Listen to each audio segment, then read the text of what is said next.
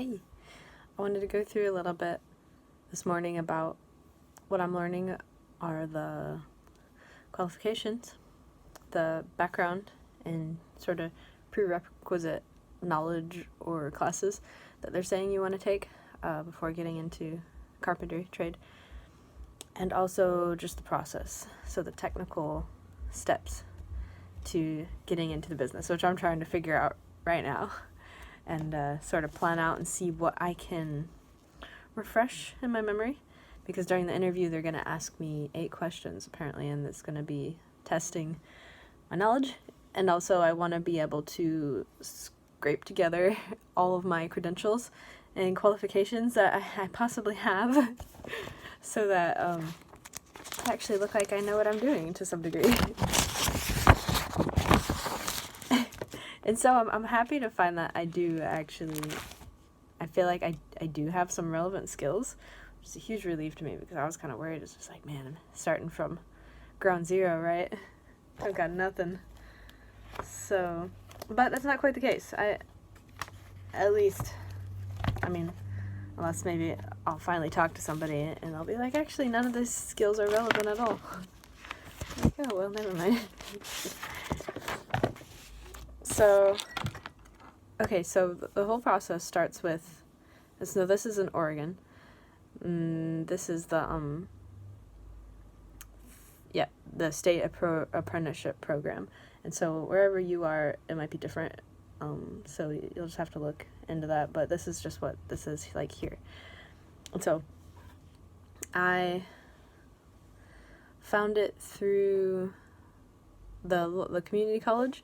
There's a trade program, apprenticeship program, and then they led me right to the apprenticeship program for carpenters, and then that took me to the college, the Northwest College of Construction, which is in Portland. And then when I contacted them, apparently they operate mainly in Portland, but they have a branch down here in Eugene, which is where Lane Community College is, where I could take the classes so I can be local, and then they can place me with a job that hopefully is in my area. Either that or I'll have to do some traveling. We'll see what happens, right? And so what I did was sign up for the orientation, and it's very serious. They're saying that, this is the class you do to learn more about the apprenticeship program and decide if you want to move forward with applying to be a state-approved apprentice. And they're saying that no late entry. If you miss it or you're late, then it's like that's going to affect your ability to get into the program. And they also give you a test. They give you a THC test, so you get drug tested first right from the get-go. Which for me, I'm like, I'm clean. I haven't for a long time. It's legal here, but but they take it really seriously, it sounds like. Okay, and then you need to have your minimum qualification documents. So you need proof of age, you gotta be 18. You need a high school diploma or your GED. And, looks like that's it. And then I have to go to a 2-day training, before I even apply to be an apprentice.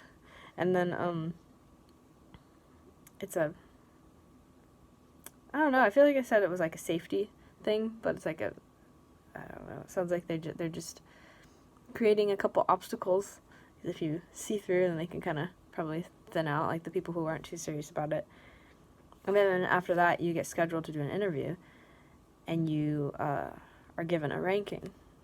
And the ranking determines where you're placed on the applicant list, and so that determines when you're going to be dispatched to an employer, when they'll actually find you a placement in an apprenticeship. And the employer, the individual employer, are the people who are going to pay for your education, essentially. So this is a big commitment on their side and yours. Like, this is it's an agreement of trust, right? They're going to pay for you and keep you around, hopefully, and then, you get an education that's paid for. And then while you're learning, you're also helping them out on the job. So They also talk about having the ability to drive, and reliable transportation is really important. It will make a big difference in your chances. Significantly increase your chances in finding and maintaining employment. Yeah. And then they're saying you have to attend your classes because you work full-time in your apprenticeship, and then you have 2 nights of classes, which is 4 hours both nights. For me, it would be Tuesday and Wednesday, so it's gonna be some hard work. I'm gonna be tired. And yeah, and if you fail to go to your classes, you could be terminated for employment. And then you might want to travel, or like if there's opportunities that, they say that can help you out there. So anyways, I'm gonna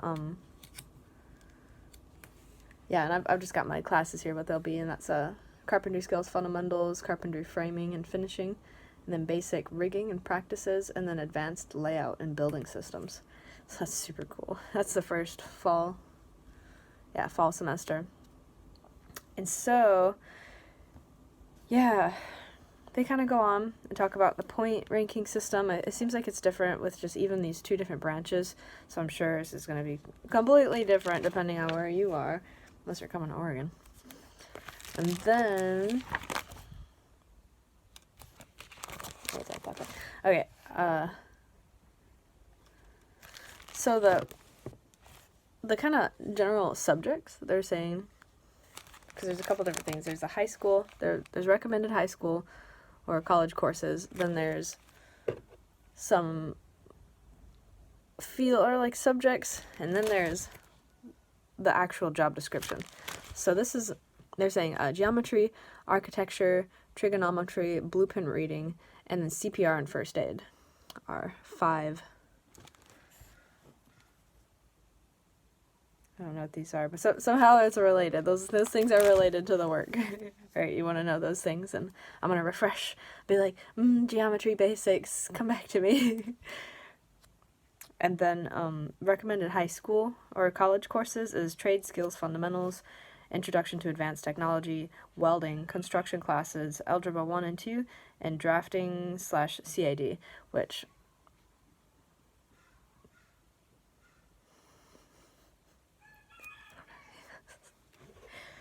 so I'll have to I might just go through and look through like YouTube videos and try to just get some like key basics, or just become familiar with the subjects, so that if they start talking about these things, I'm not just like, huh? I could actually be like, okay, yeah, and like have a meaningful response. Or if I do have to say like, no, I don't have any experience with this, I can relate it, but I do have these equivalent skills, and I can understand these are the skills necessary for these things, and it's like I can relate it back to like, this is what I can do. I am qualified. I am qualified for this job. But anyway, so some of the conditions that it does say it's physically demanding. The work conditions vary. You could be 100 feet below ground or 100 feet above ground. So you don't want to be afraid of heights or in small or underground. And then the job site can change, and so that's why the driving is important. It changes several times throughout the year. And then being in good health, agile, having good hand-eye coordination. And then saying that they build and remodel every kind of structure, almost every kind of structure. They use power and hand tools and build wood framing for houses. They install like doors, windows, handrails, build countertops and cabinets, and then they perform interior, exterior finish work.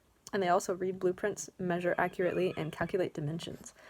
And I think that'll be an important thing for me. Like, I want to get these basics down. I want to at least know how to read a tape measure really well. Like, if I could get better at that, just so, even if I don't actually have to use this in the interview and right from the get-go, I will feel more confident. I will feel more convinced. It's like going through this process and understanding the skills I must have is going to make me more confident. It's going to make me feel more capable, and like I know what I'm talking about. And that'll help me in the interview, right? Keep my shoulders up. And hopefully, if the pressure comes down, I won't crumble and be like, oh God, I don't know what I'm doing. I don't know anything about this. Be like, no, I know some things. I can make it work. I can learn. I'm determined. I'm very determined to become educated and understand these things. So that's it for this video. I'll make another one.